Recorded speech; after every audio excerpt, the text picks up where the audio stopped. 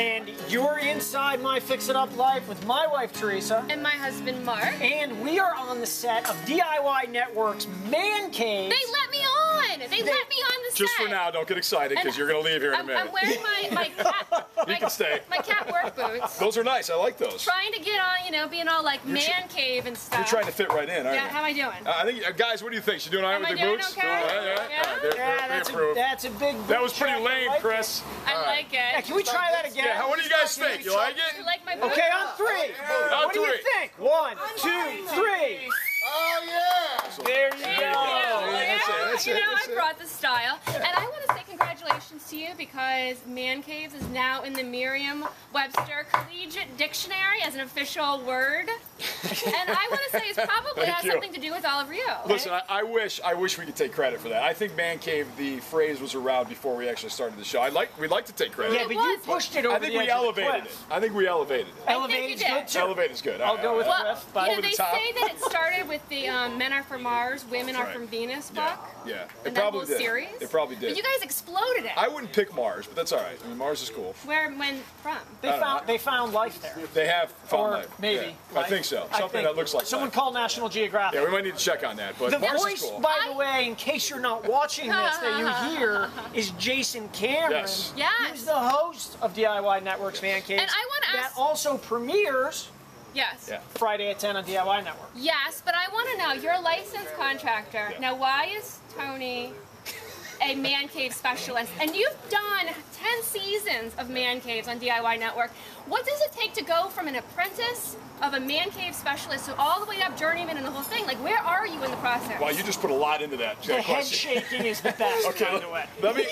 The fact. Okay, Jason, what you want to do is steal third and then go over your head fake, come back. I love it. I bring complication into the whole thing. That's good, though. That's why you want me out of your man I know. cave. I'm thinking about the whole what I want to answer. First of all, I'm amazed and delighted that Man Caves has been on for 10 seasons. It's pretty rare in this business that happens. So I'm really excited about that. We got an amazing crew. We have a great time. I mean, Goose is a pain in the butt, but that's a whole other story.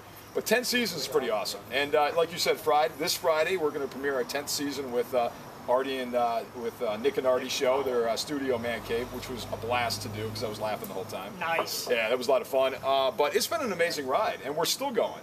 And the fact that we've built probably over 100 man caves, and I don't have one yet, is really annoying me at this point. That's really kind of sad. It is sad. Yeah. You laugh. I think you're just like trying to get look. to, you know, like after you become a man cave specialist, you know, you get that title, then you'll be able to have your own. Well, Goose You're has, like in training right now still.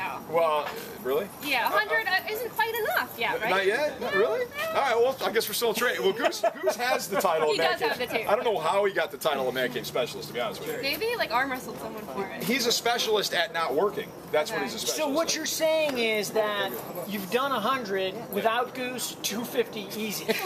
Pretty much. That's a good way to put it. There you go.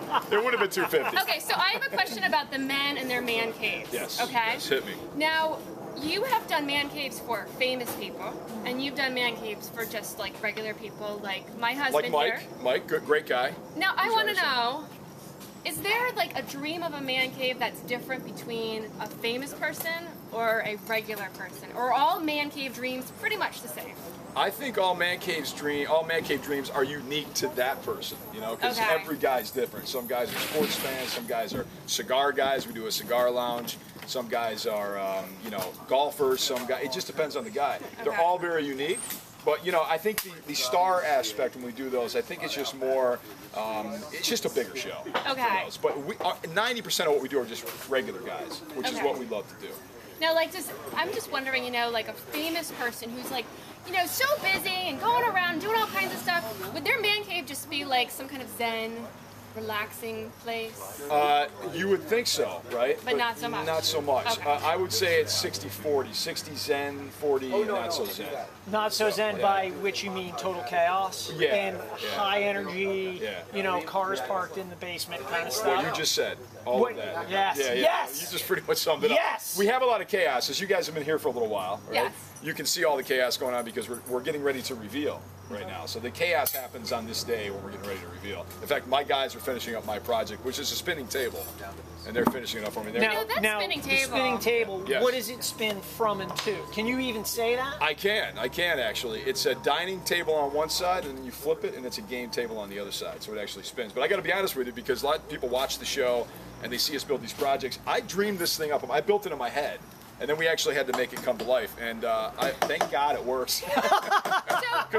Seriously, is this back of an envelope? Like, is this it gonna was. work? Well, no, it wasn't that much. I mean, I had it down like a plan, but it's just one of those things where I hope this works. You know? Okay. Yeah, because this is the beta piece. Yes. This is the I have a prototype. question. I have a girl question. Now, is your wife like dazzled and happy because you dream these things up in your mind and you give them out to other men and they don't actually come into her home? Well, that's Is the that thing. like a high five moment for her? Well, it's a high five moment for her, not for me, but Okay. because I don't have a man cave yet. And this is the funniest thing. And we talked about Goose a little bit, but Goose has a man cave. His restaurant has a man cave, and now his wax figure at Man of Two Sides has a man cave. Me, no man cave. There's something to be. I know. Now, did you guys, Jason, did you understand what I just said? Yeah, I'm gonna flowchart that for you. I built a. You lose. I built a man cave for his wax figure, and I don't have a man cave. Do you have any children yet? No children. That No. might have something to do. It might. You think? Because you need a retreat. She's like analyzing me. Oh right yeah, you're I getting am. your Freud treatment. All right, Yeah, all right. I mean, this happens to me all the time. I was just gonna say. You have one. Hey, are we talking to you guys? I don't think so. Children. No children. What do you mean? Oh wait a minute, that's I'm right. sorry. Yeah, well. There's about 10 children out there who are. Nobody Excluding asked, us. hey, Yes, excluding nobody us. asked you guys. Get out of here. Don't pay any attention to that. Don't pay any attention to that. Okay, so from 10 years of Man Cave, Right. you've had all kinds of experiences. You've walked in all kinds of houses, and from we've been inside this one, you're literally all in their life. I mean, you're using the upstairs bathroom. There's food all over the place. There's equipment, and their family's all in there. Yeah. 10 years, you've met all kinds of people. Yeah. Can you think of a moment where you've walked in and just had to really fight off, hanging your head and saying, "Oh no, you can't do this"? Yeah. Actually, the only time that ever happened to me was when we went to Kuwait. My whole crew and DIY sent everybody to Kuwait to do a troop cave at Camp Virginia, and we walked into a USO tent. And at first we thought it's just a tent. I was just thinking, okay, just a tent structure. This was like almost the size of a half of a football field. Huge. So I walked in and immediately, because you're already like acclimating to 130-degree heat. Sure, And then right. you walk into this thing and you're like, there's no way we're going to be able to do this. So that was my moment where I'm like, there's just no way. How did you do that? We thank God for the CBOs, the construction battalion, because they came through and helped us. Thank you guys if you're watching. Amazing, but it was an amazing experience. But it was one of those moments where I'm like, there's no way we're going to get this done. And was the awe of the whole thing just like you're acclimating to everything because you're in Yeah. such a completely different environment? We had 2 guys in the infirmary within the first 2 days. Like dehydration. Dehydration, choke, the yeah, whole yeah, thing. choking on dust. It was.